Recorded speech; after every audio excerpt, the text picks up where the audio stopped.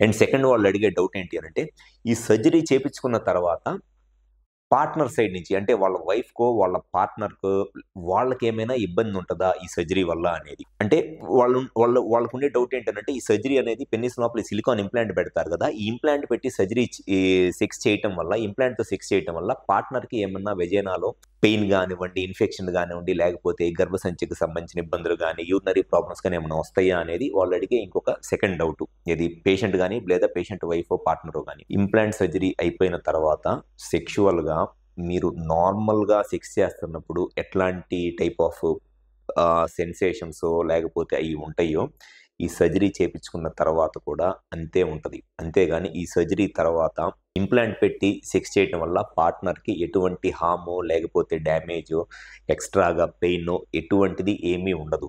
Normal erection వచ్చినప్పుడు పెన్నిస్‌తో sex చేసినప్పుడు పార్ట్నర్‌కి ఎట్లాగైతే ఉంటదో, సర్జరీ అయిపోయిన తర్వాత కూడా ఈ ఇంప్లాంట్‌తో సెక్స్ చేసినా గూడా అంతే ఉంటది. ఇది జస్ట్ సిలికాన్ ఇంప్లాంట్. అంతేగాని ఇదేదో మెటల్లో లేకపోతే ప్లాస్టిక్కో కాదు.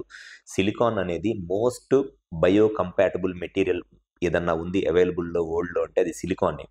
ఈ సిలికాన్ అనేది ఆల్మోస్ట్ మన బాడీలో ఉన్న టిష్యూస్ మన బాడీ దీన్ని సర్జరీ అయిపోయిన వితిన్ 15-20 డేస్‌లో బాడీలో ఒక పార్ట్ లాగా అయిపోయిద్దిది. సో, దీనివల్ల పేషెంట్‌కి కానివ్వండి, లేకపోతే వాళ్ళ పార్ట్నర్‌కి కానివ్వండి సెక్షువల్‌గా ఎటువంటి హార్మ్ గాని, ఎటువంటి ఇన్ఫెక్షన్స్ రావటమో, లేకపోతే ఎక్స్‌ట్రా పెయిన్ ఉండటమో ఎటువంటిది ఏమీ ఉండదు.